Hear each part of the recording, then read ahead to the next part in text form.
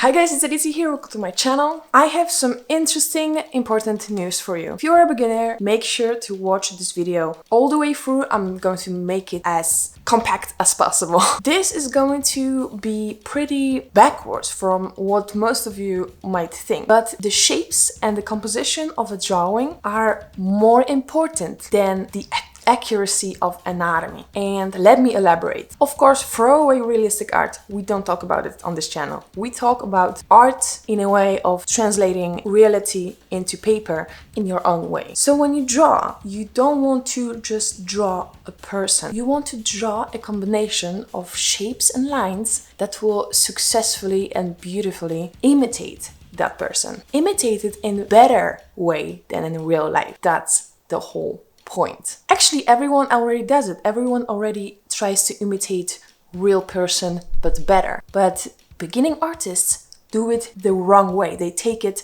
from the wrong side. Like they do it backwards. So they want to make it more beautiful. They want to make the picture more beautiful. So they make the person thinner, more pretty on the face, like smaller chin, bigger lips, bigger eyes. It's also a way to do it, but it's not supposed to be the number one thing you think about. But what you should think about as first is making the drawing more pretty. Make the shapes, the composition, the colors more pretty. This is the number one thing. And then the person that's going to come out of the drawing is on the second place. Normally, naturally, our brains don't understand it.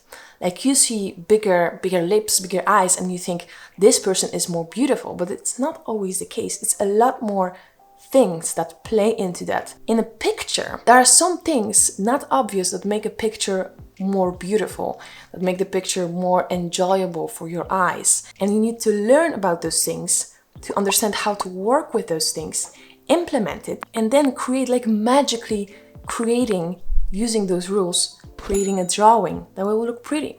I don't know how about you, but when I look at some people's drawings, I see anatomy. It's good. Everything is kind of good, but there's something missing. And the thing that is missing most of the times, it's exactly the composition and the way of thinking. So beginning artists, they sacrifice good composition for good anatomy. And don't get me wrong, good anatomy is very important. But when you stylize a drawing, you have a few directions you can go towards. So for example, you have a hand, right?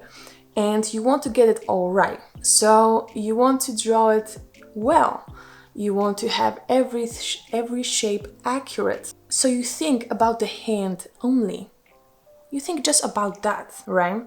And you will stylize it. You will like make it look more cartoonish, but you do it randomly. You don't think about the shapes. Think about the clouds, for example. Some clouds can look like an object because you see an object in it. It's like you could see a cloud looking exactly like a crocodile, for example. It's not anatomically good crocodile. It's the shapes that imitate it, because the shapes are the most important thing. So think about drawing like the clouds. The clouds are the shapes, and you create something out of the shapes, out of the clouds. And this is the number one thing you have, the cloud. So when you draw like a face, and you want to make it pretty, and you make sure there's nice cheekbones and everything is good, like everything is like the way your favorite artists do it, but it doesn't quite hit it, right? It's because you forget like the math. There's math inside, like math, kind of geometry. It's inside it that you don't implement. You just see the details. You see the eye, you see the shape of the face, you see the shape of the hand. But what very skilled artists see, they see the spaces between the eye and the head shape. When they draw something like this, you think about the hand. You draw it like this from here to there. You make sure this looks good, and then you go like this. You want to make it as accurate as possible. But professional artists, what they think about the space between this and this It's the length between this and this. You guys, I'm talking about just artists that don't know it. You guys don't think about the distance right here. You don't think about it. You don't think about the distance from there to there. Because that's not what you see. That's not naturally what your brain is catching. But that's what you need to learn. You need to learn the way of perceiving and translate. So next time you draw, don't see an object as an object. See an object as a combination of distances, of angles, like this angle. Get it right. What are the angles? What is the angle between like this line of my chin and the line of my neck? What is the distance here? A lot of things you will see naturally because you know how it works. Like your brain naturally recognizes objects, but it's just because it's your brain. If you want to recreate it, you need to think like a computer. You need to think only about the distances, about the shapes, and the things that are not visible, but they are there. You can see it, but it's crucial. And if you want to get a good composition, I have an example for you. Come with me. You see, pictures are also art, and they can be done better and worse.